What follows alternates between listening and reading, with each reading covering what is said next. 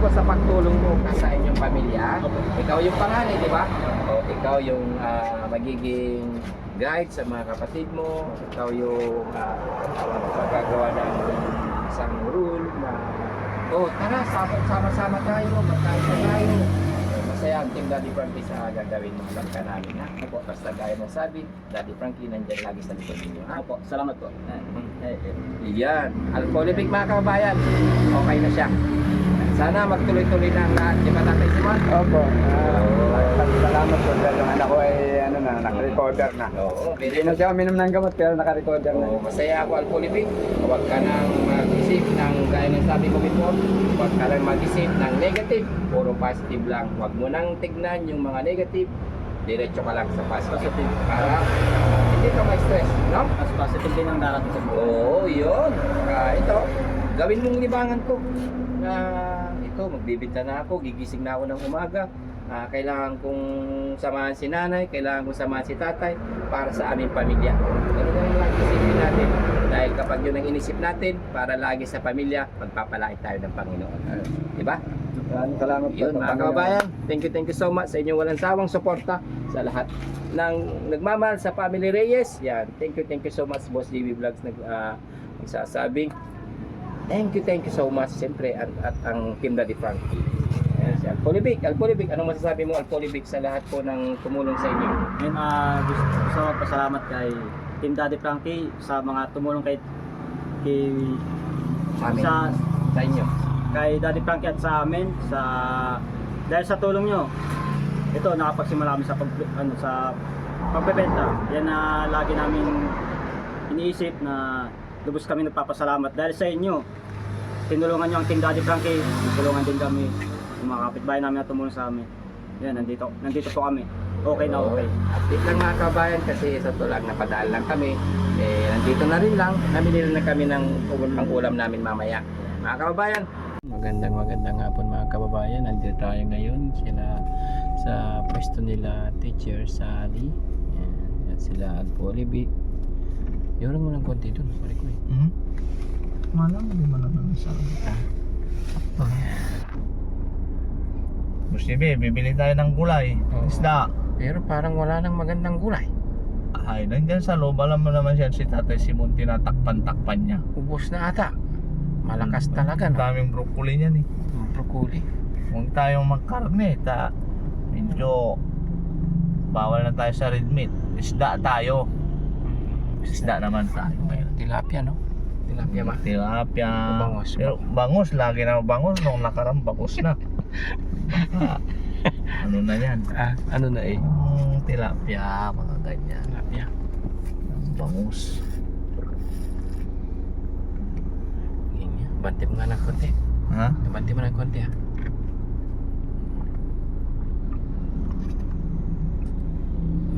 Para hindi masara yun. May mga tao dito. Nandito yung mga kamag-anak ni Tatay Simon, no?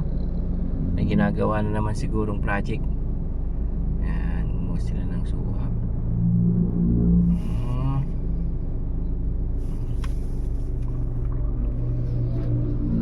Ayan, mga kababayan, bibili tayo ng isda dito kay Alpolipic.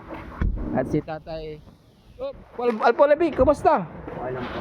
Yun. Punta ako dito para bumili ng isda. Ano yung isda dyan, Alpolipic? Bangus? Bangus na yun. Wala mag tilapia pa yun. Para may iba naman. Wala akong tilapia, puro bangus at saka yung sari-sari. Hindi na kanina. Hito. May sari-sari pa ba? Yung sari-sari isda na ano. Patingin ang sari-sari. May sari-sari, patingin. Oh. Tingnan mo. Patingin ang sari-sari.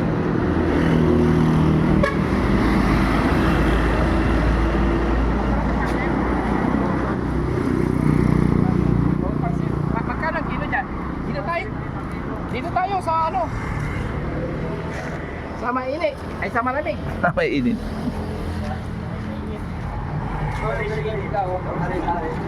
Yan, maganda yan. Bigyan mo ko. 2 kilo. Oo, para maraming mabenta si tatay. Hindi, nagtatanong yung babae, bakit parang kukontent din. Sabi ko, mamimili pa lang kami ngayong hapon sa Ordaneta. Bukas, pag bumalik ka, marami na uling laman yan. Siyempre, pinapaubos din namin yung iba.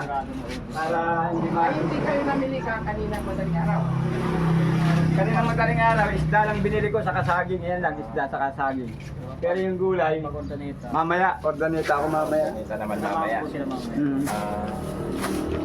Yun, mga kabayan, napadaan kasi kami dito dahil galing kami sa pagamutan ni Boss Tax. Check up din kami para sa ating kalusugan, para mas marami pa tayong matutulungan. Kaya napadaan kami dito dahil alam ko walang ulam sa bahay.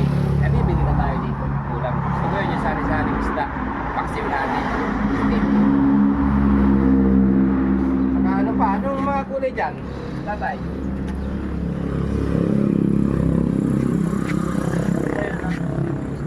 Anong mga kulay dyan? Ayan, nandun na yung mga gulay. Sabi ko dito, mga upo. Upo lang na dito na bago.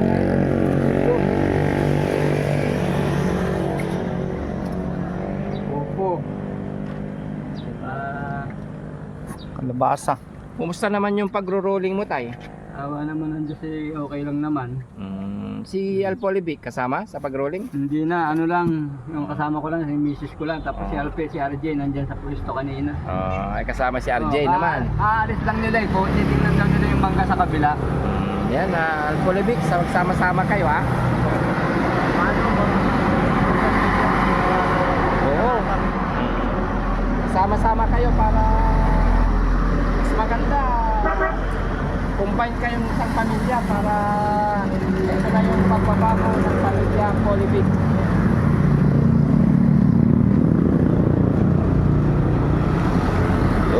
Diba? 2 kilo lang tayo ha? Oh, 2 kilo, masarap na ito. Sari-sari, may dalagang bukid.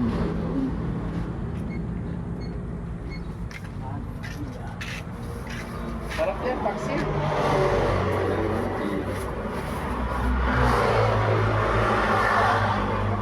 Saan galing yan, tay? Ordaneta? Dagupan. Nagupan? Kasama kanina ng bangus ko. Dagupan. Sinabay mo? Sinabay ko kanina. Ano naman to? Alpolivic. Para nilalagyan ng tela para Nakabili ka ng kamatis tayo. bago na bago na dyan. Ito, bago to. Bago yun, nandun sa lalagyan. Kasamaan din yan. Ito.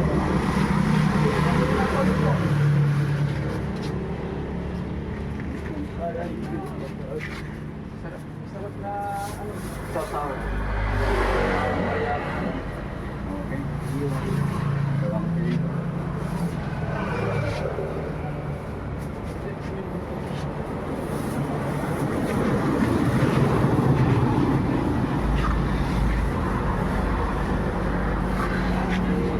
Maganda yan ang Alpolivic ha. Sama mo dito sa tatay.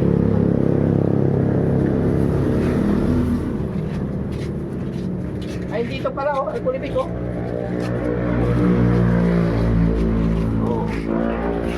Ang dami.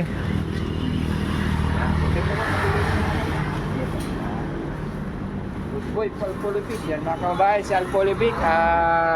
Talagang po-focus dito. Gaya ng sabi niya, matutulong ka, Alpolivic. Yan. Para ito na yung makakabawas sa Alpolivic. Para mabawasan ang kanyang isipin, dapat dito po-focus para ito na yung magiging ano mo, libangan mo. No? Pagkaisa kayo magkakapatid, lalo na ay po yan yung si Mama Liz. Yan ako dati nagpiliin sa akin. Pag ko kayo tumarin. Yan ang trabaho ko sa kalinis. Tagalinis. Linis ka sa bahay nila. Ulit lang mo. Yan. Yan, pwede yan. Pwede na. 2 kilo.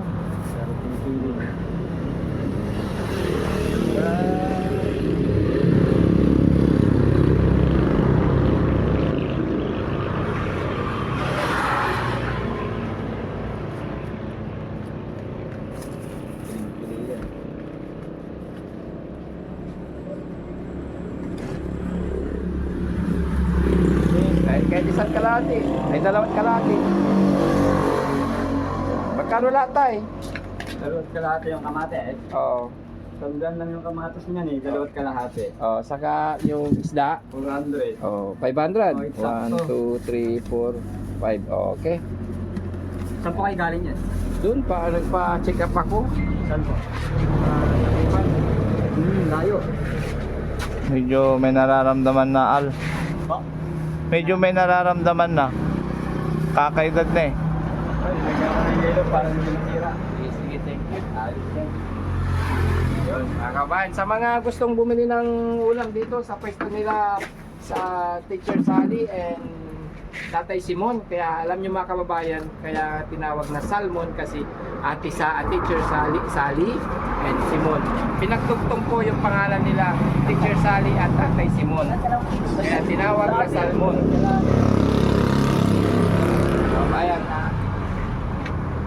Siyempre, matatagpuan po natin yan mga kababayan dito sa may barangay Kuliling ng San Carlos.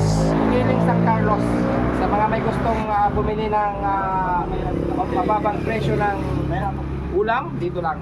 Yan, kung gusto nyo ng kamatis, kung ano, gulay-gulay, isda.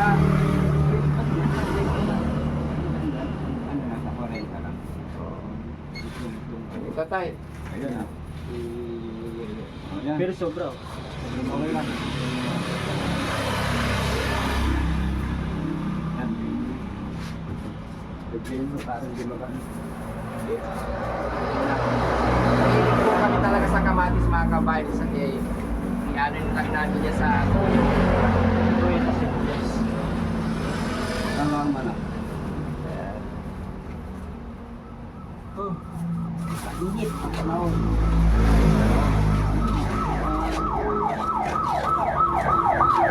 Teacher Sally.